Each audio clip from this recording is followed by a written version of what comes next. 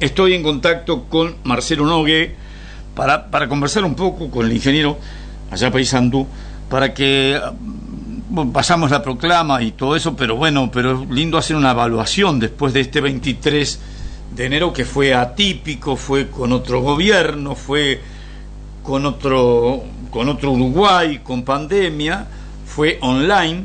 Marcelo, buen día. Muy buenos días, ¿cómo andas, Serrano? Bárbaro, ¿cómo estuvo la cosa? ¿Qué evaluación hacen después de pasado este encuentro en Durazno, el 23 de enero, como es tradicional? Bueno, la evaluación es más que buena, es muy buena. Para nosotros fue una actividad, obviamente, que tenía el desafío de que era 100% virtual, por lo tanto perdimos gran parte de lo que tenían los 23 de enero, que era ese encuentro, ese poder conversar, poder hablar entre todos. Pero como experiencia fue positiva y creo que las repercusiones y lo que se planteó en el propio acto ha tenido muy buena llegada, sobre todo la innovación esta de las mesas de diálogo, tratando de hablar de los problemas importantes del país, tratando de sacar las chicanas políticas, tratando de que sea una situación constructiva. Eso ha tenido muy buena aceptación, repercusión, y nos parece que es un camino que hay que seguir trabajando.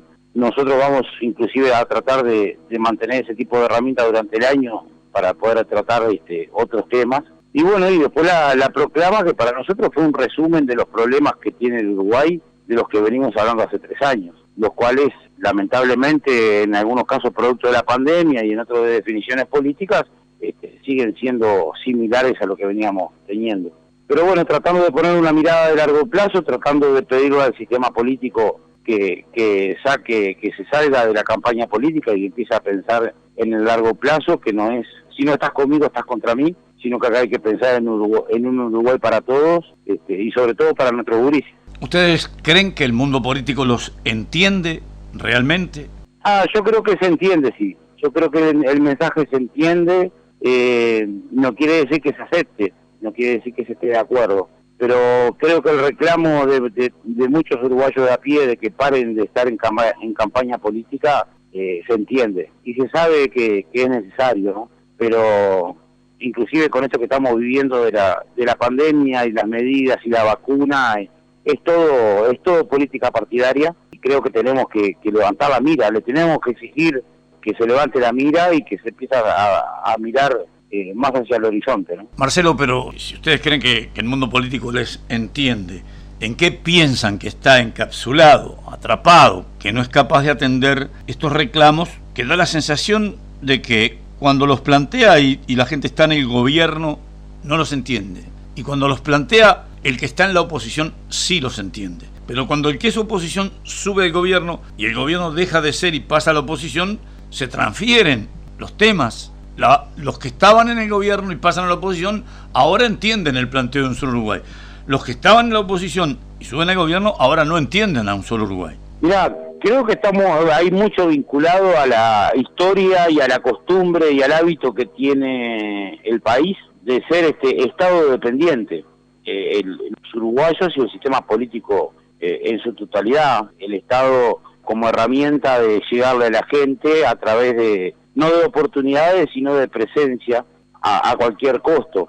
Pero lo que te decía, me parece que esto que estamos viviendo con el tema de las vacunas, para mí resume hoy lo que es el sistema político uruguayo.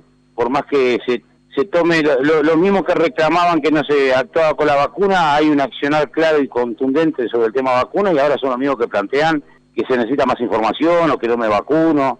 Entonces necesitamos, o lo que pasa con los combustibles, los socios de la coalición no votaron la desmonopolización de ANCAP como herramienta para tener combustibles competitivos, y los legisladores de todo el litoral del Uruguay, ahora que se plantea sacar el beneficio del descuento del IMES a las naftas, reclaman que se mantenga, porque claro, les gusta el precio que sería en competencia, pero no están dispuestos a votarlo la desmonopolización. Entonces me parece que hay que trabajar mucho en no generar dobles discursos, en no generar contradicciones, y es un poco el reclamo que estamos haciendo, ¿no? Ayer, sobre este tema de los combustibles, algún canal abierto tiró la información de que ha ido la gente de ANCAP con los legisladores porque el gobierno propone un cambio de mezcla de los combustibles. Yo no lo entendí porque fue un titular, ¿verdad? No estuve en el desarrollo de la información posteriormente. El cambio de mezcla, lo que les permitiría abaratar el costo de los combustibles. Bueno, nosotros ¿entendiste eso? Lo venimos diciendo desde el principio. El costo que tiene el biodiesel en Uruguay es 3-4 veces más caro que a nivel internacional. Por lo tanto, cada vez que ANCAP le compra al un litro de biodiesel, creo que anda en torno a $1.30, $1.40, y eso se está mezclando al 7%, o sea que eso encarece el costo del biodiesel.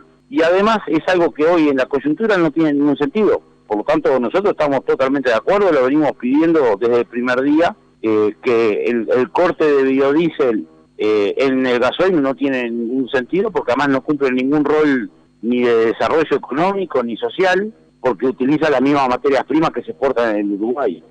Por lo tanto, no es que esté ayudando a sostener un rubro, no es que esté ayudando a desarrollar una actividad. Si el movimiento plantea desde el principio que el biodiesel no tiene sentido desde el punto de vista económico, que el día que den los números se mezclará y el día que no den no se mezclará.